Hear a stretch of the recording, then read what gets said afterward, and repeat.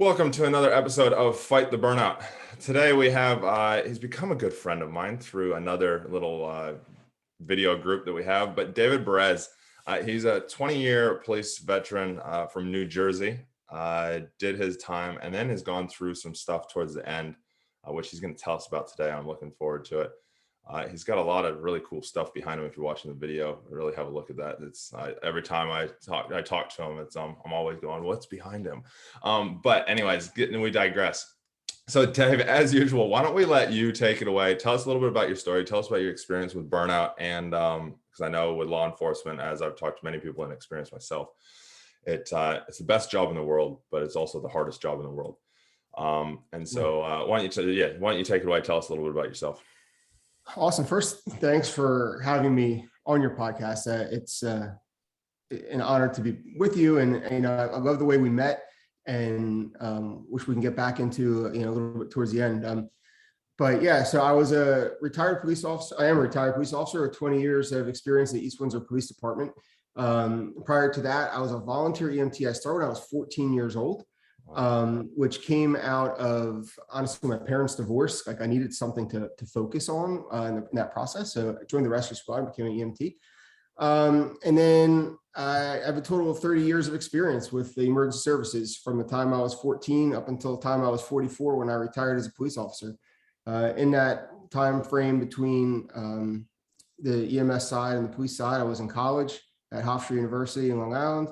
And I did a one-year internship with the New York City Medical Examiner's Office. And I learned more in that 1 year than I did at any other point in my life combined. It was unbelievable experience. But I also think that's where there's some deep-seated issues that, potentially I didn't recognize at the time that, certainly come back and I think about things from 22 years ago now. Yeah.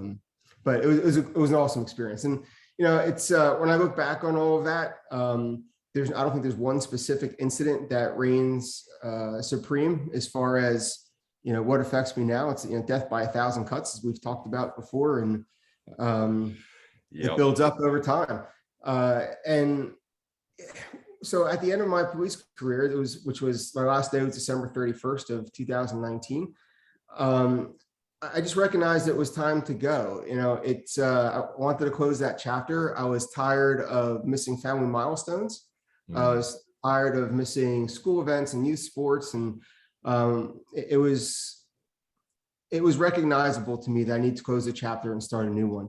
I was angry, short-tempered. I felt like a failing husband, an absent dad, and my father was absent most of my life, and I knew from those experiences who I didn't want to be.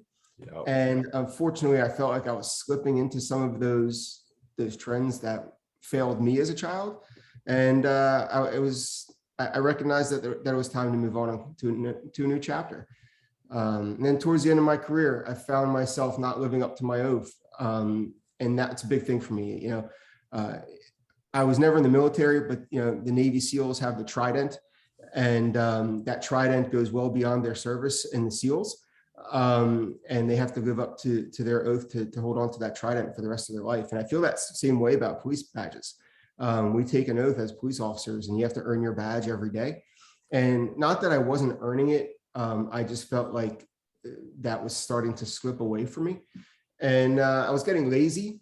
I was getting sloppy. And I just recognized that the risk to my own safety, but more importantly, the safety of my brothers and sisters to the left and the right of me, was at risk because I was done. And it was time to move on. I love being a cop. Like you said, it's the best job in the world. Loved every moment of it. I love the responsibility. I love the platform that we had in the community to do good for the folks that you are serving. But my heart was starting to lose engagement, and my mindfulness wasn't always present. Which I'll get back into in a second, which is actually how you don't even know the story. It's how I ended up knowing you, was through the whole mindfulness word and conversation. I had reached out to John McCaskill, who's a retired Navy SEAL. He does a lot of mindfulness stuff as well. And he was like, man, I know nothing about cops. You guys are a different group. I was like, crap, because I wanted to bring that whole mindfulness thing to the police world. That's interesting that a Navy SEAL is saying that. Yeah. He's like, you guys are in a different class, man. I don't get it. Yeah, because we as so, cops, we look up to, like, I know even myself being, an American, I don't live in the US anymore, but we always look up to the Navy SEALs and go, fuck, those guys are badasses. You're not kidding. Yeah, and he was like, hands up, I got nothing for you, buddy. So he had introduced me to Sarah Carell, who you also know through The Power of Our Story, and then that's how you and I met. Was through her group. So the whole mindfulness thing, I didn't realize it then. But after talking with John and after all these months now with Sarah and introducing all of the different players that she's brought together, including yourself, like I realized, wow, I really screwed that up towards the end. And I or my partners really could have gotten hurt because I was fucked up. Yeah. So I worked in a small agency, and that was actually part of the problem. We were down to 40 cops. There was 50 when I started in 1999. We were down to 40 when I left in 2019. So that's what, a 20% decrease, 25% decrease. And the resident population had tripled in that time period. The commercial district had grown significantly. It's a very culturally evolving community. I was born and raised in that town, so which is a blessing and a curse in and of itself. Working in the same place you grew up is kind of crazy. You get to help people that you care for, but you are also so present with the shitums that you're dealing with too, that you want, that didn't turn out well. And you're like, yo, bro, hook me up. I'm like, how do you, it's weird. But so that, and I don't like talking about or getting into, race and dynamics, stuff like that, especially in a forum like this, but just as a context point, when I grew up in that town, it was 98% white. It converted into about 20% to 25% African-American throughout my young adulthood and into starting to be a cop there. And now I just saw a statistic today, actually, for the purpose of this conversation, 21% primary English speaking in the schools. So it's a very Hispanic community now, mostly Guatemalan, Ecuadorian immigrants that have gotten transferred up from wherever. And that's only in the course of like 20 to 25 years that the town has really had these massive transformations. So to lose the manpower that we lost over the course of that time, it was tough. It was tough on the agency, tough on the cops, but it's an interesting place for sure. And the internal politics there, it's very cutthroat, and most agencies are. I didn't play the politics game. I just wanted to be a cop. Yeah. And, I lost out on several opportunities throughout the course of my career because I didn't play the politics game. And, by the end, I realized that my professional journey was stagnant and it was not going to change. So that was part of the burnout process. I was a street cop for 20 years, a couple assignments here and there, but I was a street cop for 20 years. And it gets old, man. It wears down on you. It's a young kid's game. And well, there's that, but then there's all the mental side of stuff as well that kind of puts the pressure on you. It's definitely a hard one on the street. Being on the street so long. I've got a buddy of mine who's pretty much on the street. He does beat squad, and he's been doing it for 10 years. He's been on the street, and but he's managed to be able to find his purpose within it, and that's like literally training up the new guys, and he's known for it in his department, in his area, and but it does take a toll, especially 20 years is a long time, especially when you're getting you think about military after 20 years, and they're not even on deployment that whole 20 years, but we're on cops are on deployment as such every single day, 40 hours a week, if not more, and with overtime, and it definitely wears on you after a while. So that's why, January 1st, 2020, I decided to hang it up, walked away. I believe in my choice to have walked away, and I'm proud of my decision. I'm content with it. And the first 30 days were like certainly a honeymoon, like up through February, beginning of February. It's like, wow, it's just like an extended vacation I haven't had in 20 years. And it was super cool. And, getting up every morning with the kids and whatever else. But all of a sudden, and nobody told me this was coming, but apparently it happens, and everybody seems to know it. The nightmare started, the flashback started. I found myself pacing the house at night. I found myself doing perimeter checks. like some like weird stuff.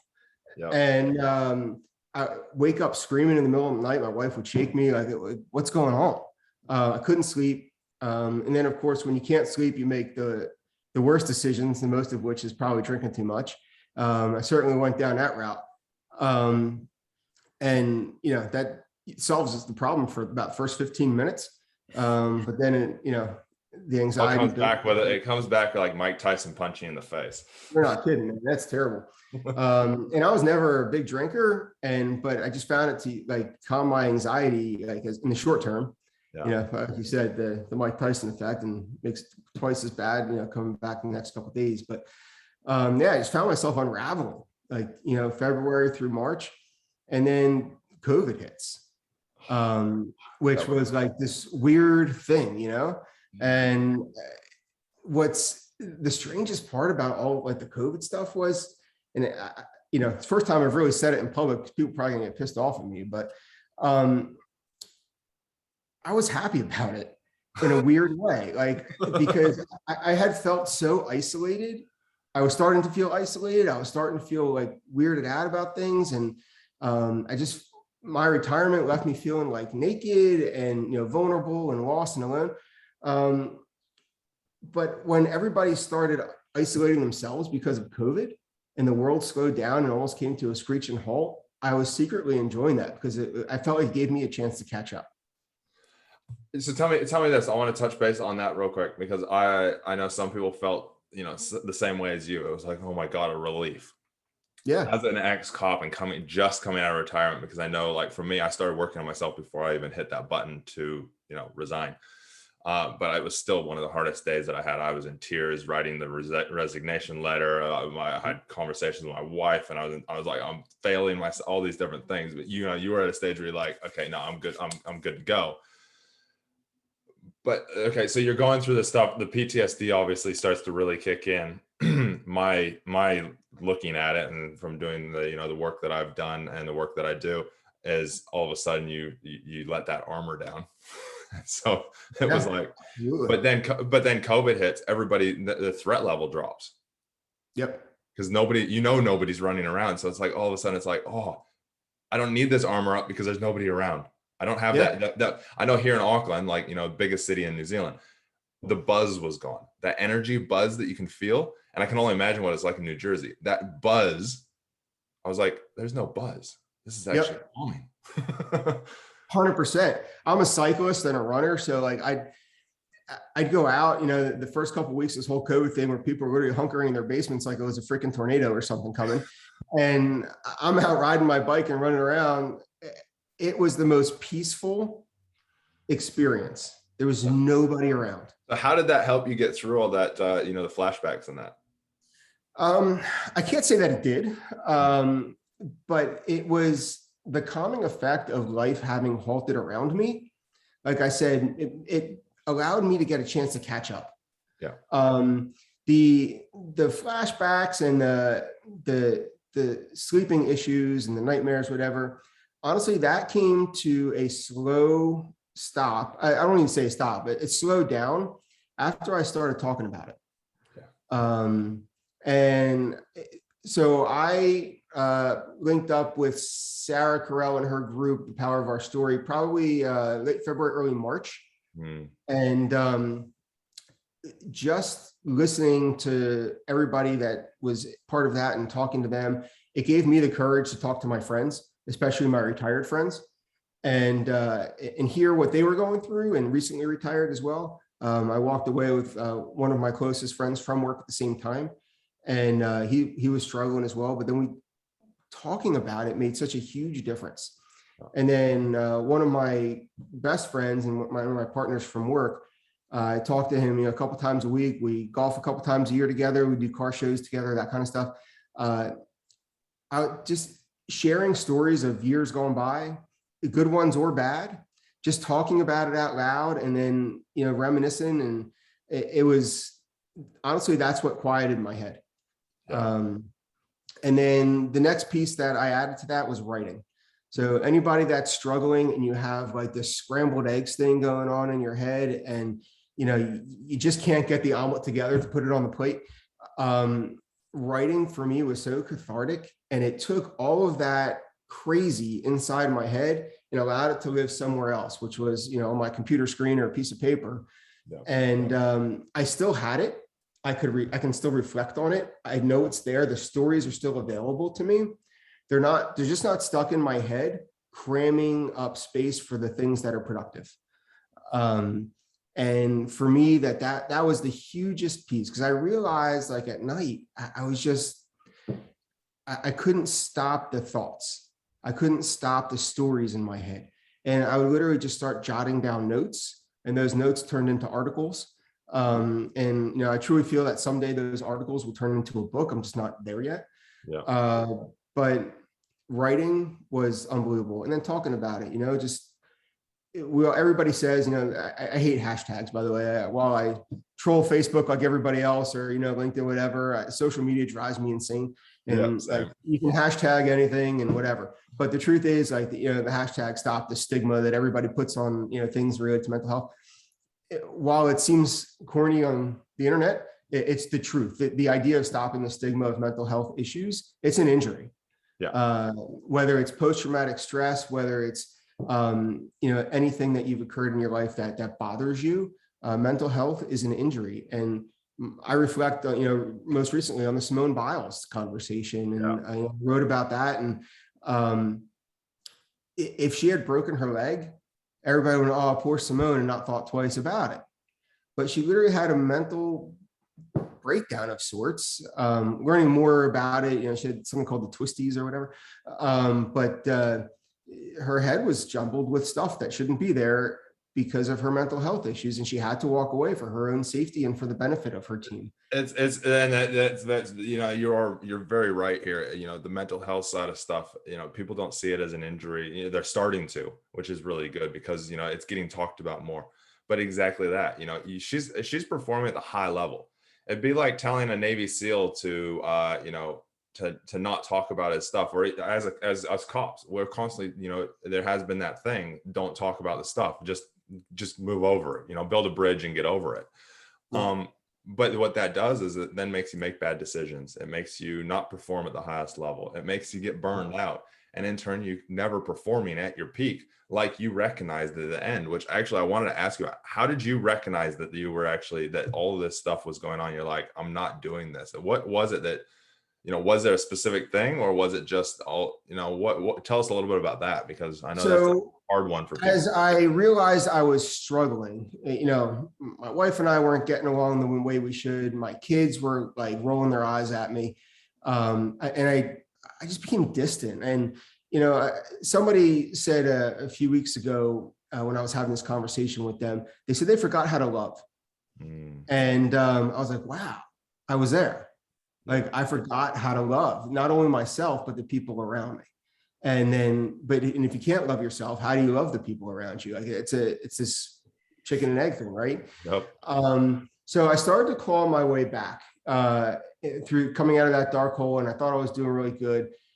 January 29th of 2020, my buddy Danny killed himself, died by suicide. And Danny was this larger than life figure. He was a police officer here in Trenton, New Jersey. And he was going through this thing of betrayal. He was feeling betrayed by his family. He was feeling betrayed by his department. He was feeling betrayed by the community of Trenton that he cared so much about. This is, in the heart of the riots from last summer here in this country. And, Trenton had a pretty violent couple of weeks that were consistent with everything that everybody saw in the news. And he was feeling betrayed. I saw him struggling. We talked a lot about it. And on a Sunday night, I had spoken to him. And so it was like a day or two before he passed. And I was like, dude, let's just go out Friday night. Let's have a good time as the two of us, get together, we'll blow off some steam, and see if we can clear some of this crap out of your head. Tuesday morning prior to that, so between the Sunday that I talked to him and the Friday that we're supposed to go out, it was Tuesday morning. I was out riding my bicycle. It was 6 o'clock in the morning, and my phone rings. It was my buddy Sean. I'm like, something's not right. Sean's also a cop here in the same county that I worked in, different agency. When a cop when a cop buddy calls you at 6 a.m., something's not good. Nothing's good. So he's like, so I pulled over on my bike. I'm like, oh crap, what happened? And he goes, you all right? I'm fine. What are you talking about? Why would you ask if I'm all right? He goes, are you safe? I was like, dude, what's going on? Like, this is weird. He's like, Danny just killed himself. I'm like, holy shit. Like I lost it. Just, I broke down, lost it. I was able to like limp my bike back home. Thankfully, I was like a mile or two into my ride. And I was able, I had never felt so dark and so helpless and so sad about anything in my entire life. And I lost my parents at a younger age. Like there's definitely been loss in my life, but this one, it just broke my heart. My kids are friends with his kids. He lives up the street from me, so our kids go to school together. And but there was something different about this time. And it was that moment that I realized that I will never allow myself to be in a position to get one of those phone calls again. I will do everything in my power going forward from that moment to help anybody at any point, at any time, any police officer, military folks, anybody that's struggling. I don't want another one of those 6 o'clock in the morning phone calls. I can't do it. So, that's when I started reaching out to other folks. It's when I started understanding that we as a community, whether it's a law enforcement community or law enforcement support community, because being retired, you're a little bit disconnected, even though, the world still sees you in that circle. Yeah. Part of you is really not. Yeah. Part of you doesn't want to be as well, I find. Exactly. Like when people refer to you as a police officer, you're like, no, I'm not anymore. Like I'm retired, but you still, as that comment will always bleed blue. It is true, especially somebody that is very passionate about what they do. So just confirming, that was like a week after you retired. No, so I retired January 1st, 2020. Danny killed himself July 29th. Okay. Of 2020. So it's about 7 months later. Yeah. Gotcha. And so I reached out to my buddy Mike, who was Michael was the resiliency officer for the county, which is a new program that we had here in New Jersey, which is probably 2 podcasts worth full of information beyond. And I met up with him and we talked, and he's also a retired cop from a different town in the county I live in. And he's like, man, you and a gazillion other people locally here, you're all in the same place. I want you specifically to come to this training program. It's called the Resiliency Program Officer Training that the county was putting on. It was literally the next week. He's like, I think you would be perfect for that opportunity. I think it'll help you, but I think you'll be in a position then to be helping others. So the RPO program was fantastic. It teaches cops how to live a resilient lifestyle. It's the whole, boom in the center. You have a pre-boom and post-boom. Yeah. And the resiliency lifestyle is hopefully pre-boom. Yeah. And if you can avoid people from getting to that dark place where bad decisions can happen, that's the whole point of the program. So once they get to that place, obviously there's medical services that you can and should refer them to. Yeah. But the whole idea of being in this program to help people live a more resilient lifestyle, to not get to that dark place to begin with, was such an eye-opening opportunity experience for me. I loved it. And hopefully be able to continue on that path and just help people. So it was Danny's passion that made me realize I need to get my shit together, because I want to be able to help other people so they can get their shit together. That's awesome, man. That's awesome. And it's what I've been doing and what I still do is help people in that prevention. I think of it as, we always wait till we're at the ambulance off the edge of the cliff. Why not try and stop them before they even climb up the hill? Agreed. It's one of those things. Let's be the gatekeeper at the bottom of the hill before they even climb up it, or give them the tools so that as they go up the hill, they can pull themselves back down. So Dave, what do you find now? You've been through a lot of different stuff, just like a lot of us have. You've done a lot of work on yourself. You recognize things. Obviously, you recognize things when you were in. What is it that you do now to, what is it that you did, the specific things that you find work the best for those that are, still where you were, to overcome it and now still prevent it? So, the resiliency program shows these 6 different pillars of ways you should live your life. And 2 of them have really resounded in my heart. One is, and I'm not a religious guy, so put that aside for a second, but counting your blessings. Yep. Is so important. When you wake up in the morning, don't turn on the news. Don't, go right to your phone and check your social media. Wake up, and the first thing you should be thinking about is what happened yesterday that I'm thankful for today. And you start the day off with those positive thoughts is just such a much better foundation than, CNN or Fox News or whatever the local Twitter feed looks like. And to me, just starting positively is huge. It just sets the tone. But if you hear about, crazy politics of wherever you are, it's first thing in the morning, you're immediately soured for the day. And it doesn't matter what your politics are, because none of it's any good. So it's counting your blessings first thing in the morning and considering what good things you have as you go out throughout the day, I think is so important. Just recognizing the positives and don't dwell on the negatives. And then one of the other pillars that for me is so important is exercise. Exhaust your body and your mind will clear itself. And I'm a cyclist and I'm a runner. I ride about, over 100 miles a week, and it's where I do my best thinking, quite frankly. And while I'm riding, I have my phone in front of me on a little, on a phone stand on the front of my bike. And I'm like, wow, crap, that was a great idea. So I just hit record on my phone and like say a couple words to remind me of it later, and I'll write about it, But cycling for me, and running too, you get that endorphin high, and it just clears your brain out and it makes you think clearly.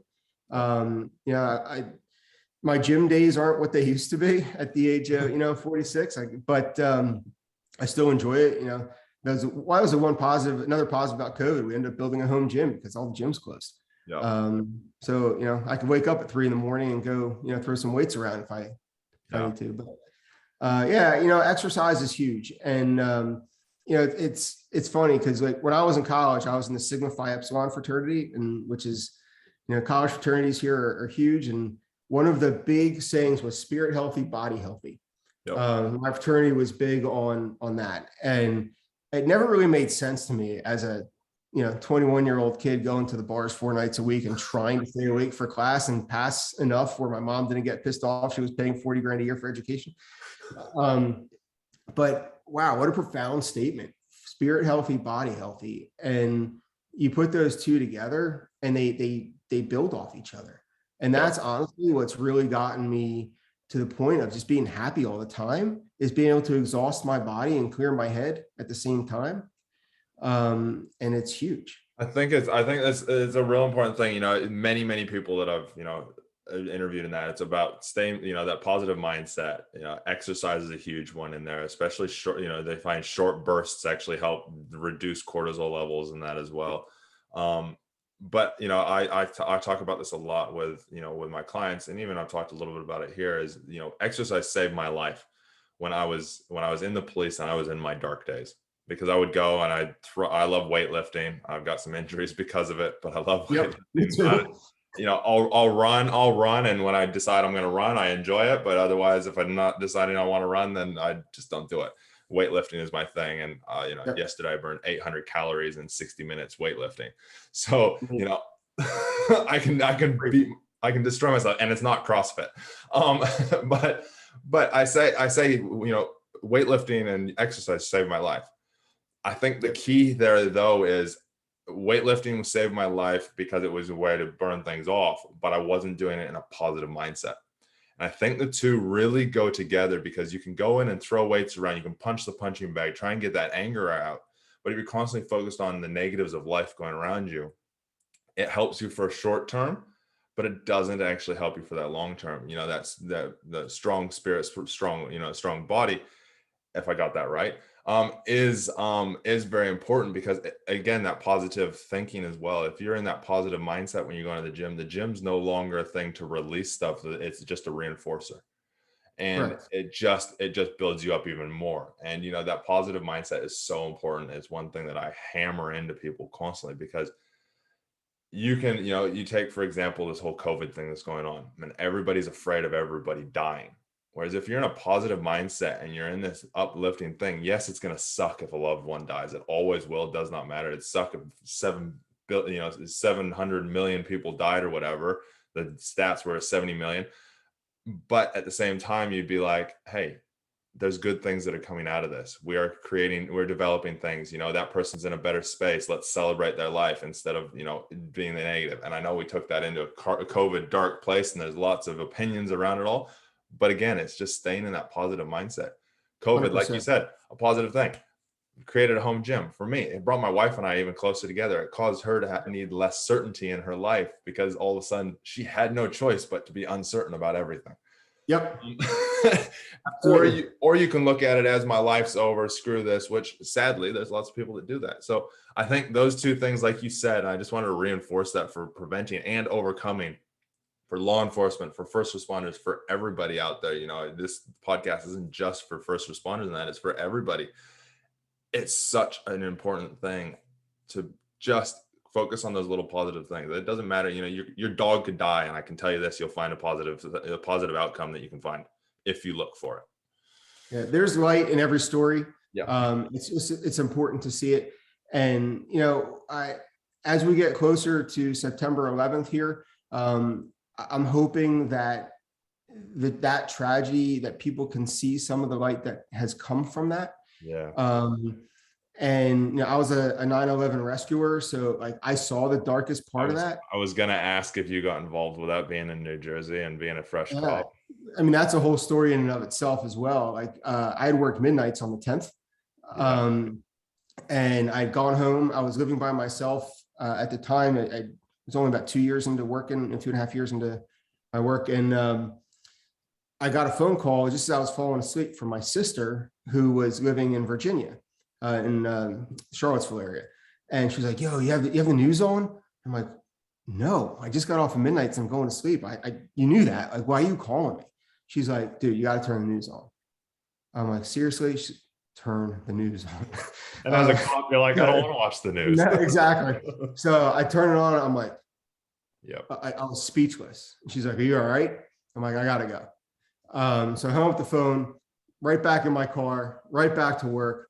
And it's funny, as my partner at the time, John, he and I hadn't talked in the morning. It was our cordial goodbyes in the parking lot on the way out the door, Yeah. And he and I pulled back into the parking lot at exactly the same time. We walked back into the station, and everybody's like, what are you guys doing here? I'm like, what are we doing here? What are you doing here? Like, why is everybody in the building, and why is the TV not on? Like, why are we not, where's the plan? Like I was ready to go. Yeah. I had my gear bag and my go bag and, on my shoulder. And the lieutenant was like, what are you doing here? I'm like, well, what are we doing about freaking Twin Towers just collapsed? Like, what's the plan? He goes, why would we have a plan? Not our town, not our problem. And you should know, where we are in New Jersey, we're 40 miles away from Manhattan. We're less than an hour's drive from Manhattan. Wow. And so my buddy, his last name is Bartzak. I call him Bart. So me and Bart look at each other, and we're like, all right, let's go. So hopped in, he got his go bag, I got mine, we dropped it, got in my car, drove up to Jersey City, took a fire boat, which was ferrying people back and forth from Lower Manhattan to Jersey City and back. And we just went up as volunteers and spent a ton of time there. Hooked up with the folks that I knew from my internship at the New York City Medical Examiner's Office. Yeah. And my mentor in that 1 year actually turned out to be the go-to person for the medical examiner's office for 9/11. He's since written books. I mean, the guy is like uber famous, and which is crazy. But just duty called, and he was there and ready for it. But yes, that was, I concern myself with the folks that are still struggling with that 20 years later. And I just hope that as we get closer to that date, and I'm sure, with the 20-year anniversary is going to be a lot of publicity over it, that people can see the lightness that has come out of it. The children that have survived through this, that their parents were killed. And, it's, there were babies born that day, and now they're 20 years old, and living life and, being productive members of society. And that's awesome. And we need to celebrate that, because out of that darkest day comes a new generation of folks that are humans now, and, and productive adults. So let's celebrate that. Dave, real quick on that one, because you're actually one of the first responders that I've talked to that was there and went running. Again, this just shows you what first responders do. you're off duty, just came off a midnight shift. I don't know, anybody out there who's worked a night shift knows what you feel like first thing in the morning. Like literally half the time you don't know which You way hit it's by going. a fucking bus. Yeah, you feel like you've been hit by a bus, but all of a sudden you're like, no, this is bigger than me. I need to go. And you start running towards it. This is first responders for you. But I want to really, and I think this will really help people out there, recognize, the positive side of thinking, like we've just been talking about for the last few minutes. What was it that you learned from that day that helped you grow into the man you are today? Wow, what an amazing question. I think I learned a lot about myself. I learned a lot about what I was capable of. And I also learned a lot about the selfishness of other people. When we walked into the building that day, the whole "not my building, not my bomb" problem. Yeah. And I was shocked by that. So while I was disappointed with humanity on multiple levels, obviously people crashing freaking airplanes into a building for the political purposes, but just the individual selfishness of a small town in New Jersey that felt that they wouldn't be impacted by that. When we had multiple people from our town in the trade center that day, we're a bedroom community, or were at that time, a lot of New York commuters. But when I got there, you realize how small you are in a very big world. But your littlest impact can be so huge. And you just learn how to just step up and be counted and be heard and just do the right thing for the right reasons. And it'll shake out properly every time. Just sometimes you can't worry about what an arbitrary policy says because somebody thought it was a great idea at the time, or an attorney wrote it who had no freaking clue what they were talking about, but thought they were the smartest person in the room at the time. Just doing the right things for the right reasons at the right time, you can never go wrong. And I've kind of taken that forward with me since that day. Haven't always lived up to it. I try to, but we're human and we make mistakes, but yeah, that's the biggest thing. And my partner, my buddy Bart, who I worked with him my entire 20 years, it made us closer than ever. We have that bond now with us for the rest of our lives that we will share. And just knowing that you're connected to another human in a way that's not tangible, I think is just so special. And you try to recreate those opportunities, not recreate, but you try to embrace those opportunities when they're presented to you. And I think, and that goes on to just mental survival, right? We have to build that tribe of people around us that we can appreciate, that love us the same way we love them. You don't always have to agree with somebody, but you have to have that level of respect and understanding between each other, and just create those human bonds. Human bonds are everything. And that's, I think, what I take the most out of that experience is just understanding what's important. Papers, if you file the form in the wrong file cabinet, who gives a shit? Because someday the building falls down, no one's looking for that piece of paper. It's understanding what's important in the greater context of things, and just making that human connection and appreciating each other. Yeah, that's awesome, Dave. Some really, really great words there. If you didn't quite catch that, rewind and re-listen. So Dave, that leads us into my favorite question as such, is all about your why. And I know I've talked about this before in Sarah's group when we first kind of met in that, but I'm a huge why guy. I believe that everybody has a driving why from their childhood, actually, that drives them to do the what's of their life. Your what was a very long what, but you had a couple similar ones. And I know you're still doing that same, it's on the same thing. There's still basis, as I've said before in this, in this forum here, but also everywhere else, my why is I want to create less pain in myself and others, so my what was, first it was, doing sailing stuff and making joy for people. And then it was, I did some retail stuff. So I was always making people, making it as easy as possible. And then I saw a train crash, kind of, you could, not to the same extreme, but it was a passenger train and a commercial train in LA that collided together. And I saw the cops running towards it and making less pain. Now, obviously back then I didn't recognize this, but I was like, I want to be doing that because that looks like I'm making a difference. And so it created my what. So my mind, I know mine deeply, done a lot of work on it. What would you say yours is, Dave? Because, your what's are very similar that you've done through life. What would you say your why is? My why is being able to be there for others, to make other people's lives better. So very similar to yours. And I think you're going to find that theme consistent through first responders, especially in law enforcement.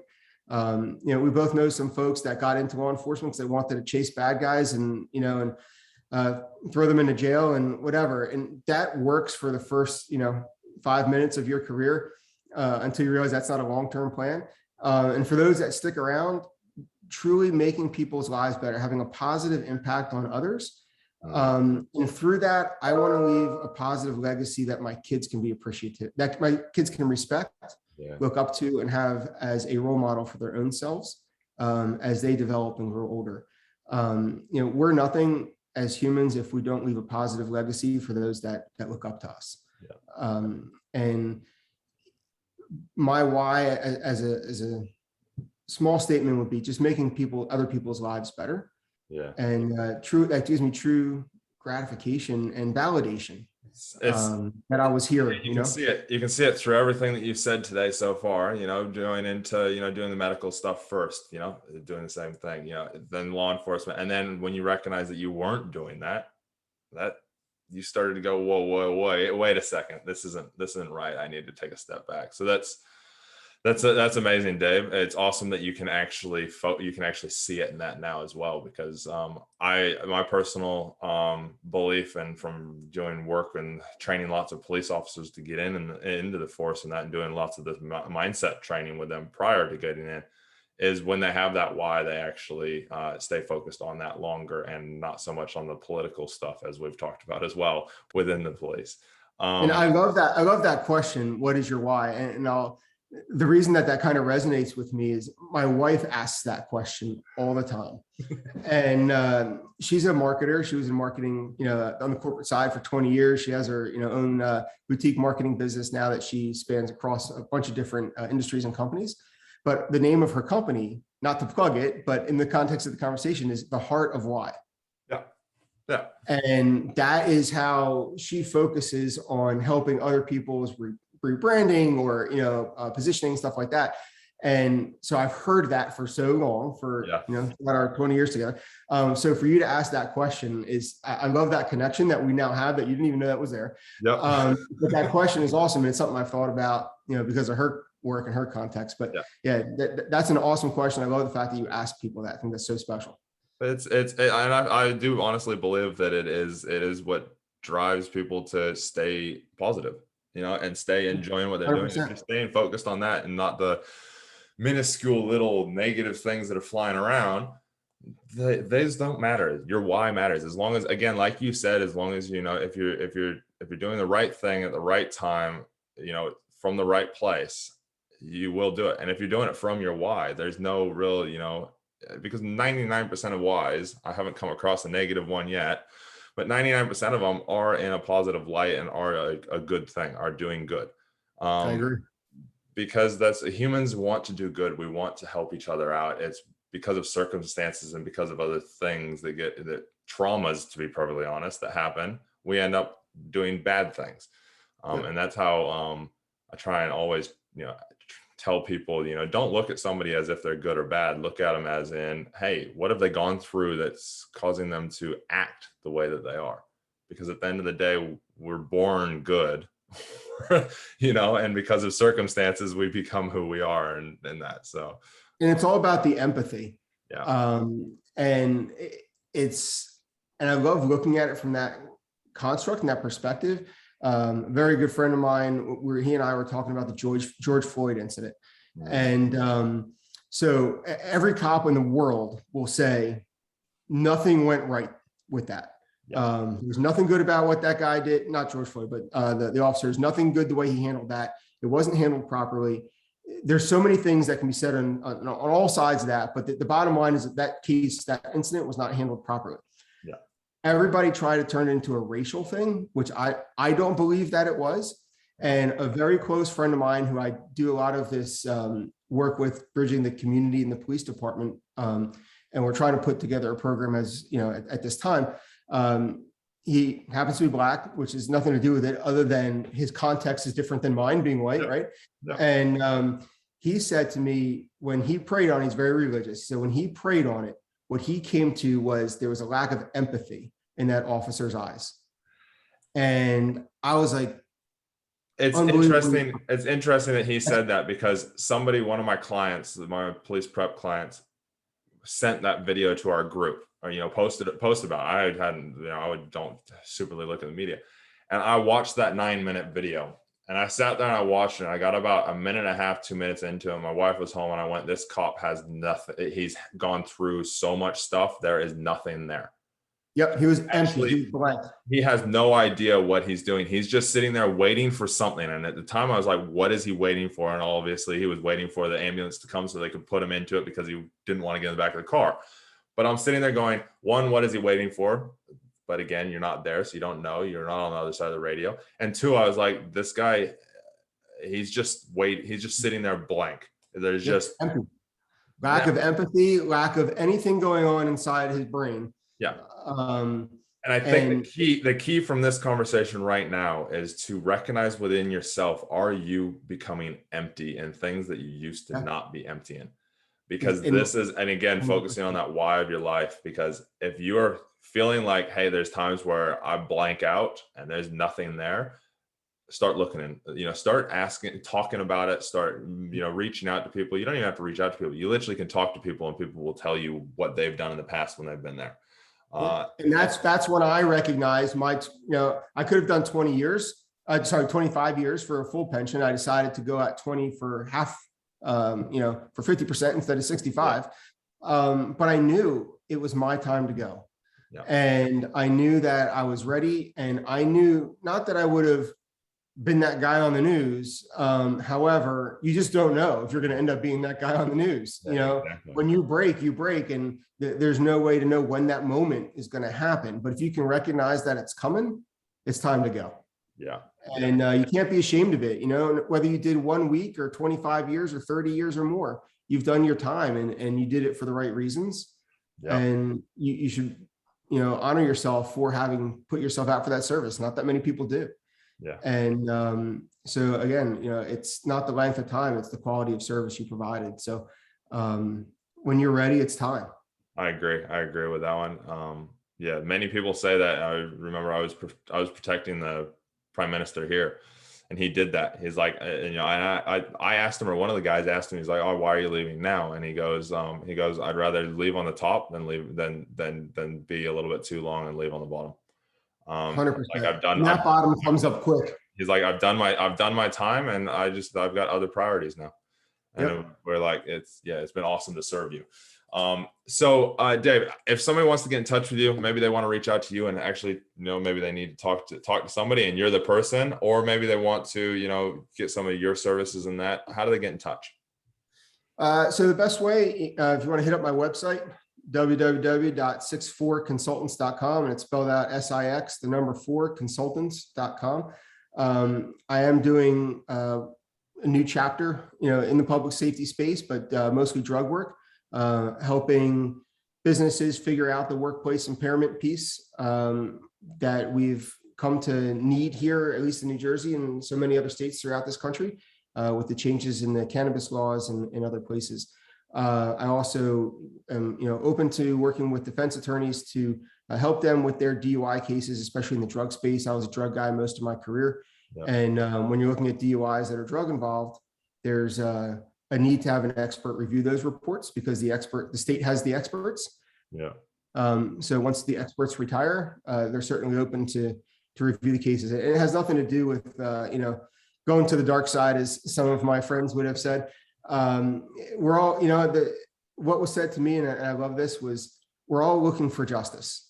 If somebody makes a mistake, we're looking for justice. If it was a citizen that made a mistake and law enforcement catches that and goes to prosecute it, they get justice on that side. But if a police officer makes a mistake in that process, the defendant has the right to a due process. And if there's a mistake and you have a former police officer that's an expert in a field that can make sure that justice is properly served, I think we're all fighting the same battle. Yeah. We're all fighting for the same cause. It's just a matter of getting it right, so that we have a system that holds itself together and doesn't become corrupt on either side. Yeah. So I love that. And so that's the work I've been doing. And if people want to get a hold of me, my website is a great way. All my contact information, email, phone number, everything's on there. But yeah, anybody that's struggling wants to reach out, my phone's always on, man. Call me, talk, just be able to express yourself in some way, and realize you're not alone, because someone else has gone through it. The scenario may not be the same, but the emotions are. Yeah. I love that, Dave. And we'll put those links. You sent me your email and your phone and your website, so I'll put those down in the link in the comments or the description down below as well of this recording. Last question I have for you, Dave, is what's your top tip to self-happiness? Top tips to self-happiness is exercise your body to exercise your mind at the same time. Again, go back to that old fraternity quote of spirit healthy, body healthy, and just be appreciative for the things you have. Count your blessings. If you're married and have kids, that's your priority. Got to come home safe to them every day, no matter what you're doing. Yeah. And just make sure you make it to the baseball games, tuck them in at night, wake them up in the morning. Because that's your legacy. When you walk out the door of whatever job you have, you are a number, man, you're a number, and they retire it and never to be used again. That goes along with your name, that goes along with the stories, that goes along with anything you've done. You're replaceable at work, but you're not replaceable at home. So enjoy your life, enjoy your family, and spirit healthy, body healthy, and just count your blessings, because starting the day off positive is so important. Yeah, no, that's awesome. In other words, look after yourself, look after your family, and then look after work. As I constantly teach. No, I love that, Dave. Any last words before we wrap up? I just want to thank you for the opportunity of getting this time with you. And I think you were on an awesome platform with your podcast and really helping people. And it's been such a pleasure getting to know you through the channels that we've been connected. And I wish I can come visit next week or whatever, but it's a little more difficult. But next time I'm in New Zealand, you'll certainly be my first phone call. Well, that's okay. I still, it's been on our bucket list to come to New York and stuff like that. So I'll be hitting you up when we're coming. Yeah, man, plenty of place in the house for you to stay. I'll be your local tour guide for sure. Awesome, New York's awesome. And man, thank you for hosting. Thank you for all the work that you do. And thank you for your service to the New Zealand community, man. It's what a special experience, especially having been born and raised here. So it's super cool. And thanks, man. And obviously thanks for your service as well. Thanks for everything. Thanks for sharing today. But on that, guys, for those listening and viewing, first off, make sure you share this around. Somebody will resonate with this. I hear from people all the time. They're like, "Oh, that was so good," and just share it around so that people can actually hear it, because you don't know who somebody's going to resonate more with. I've been to multiple counselors and that over my years, and it took one to actually figure out what was going on after like about 4 of them. So it just really share it around, and also remember, some really key things came out today, but I think the big key ones, as David said, one, know when your time is up, and be content with stepping out. But two, the really main thing is stay positive and take care of yourself, as Dave said at the end. So thanks for listening. We appreciate it. And remember, you can always reach out to us at fighttheburnoutpodcast@gmail.com. And we will do everything we can to, just listen, to touch base, or put you in the right direction with somebody that you need to talk to. But till next time, thank you very much. And we love you all.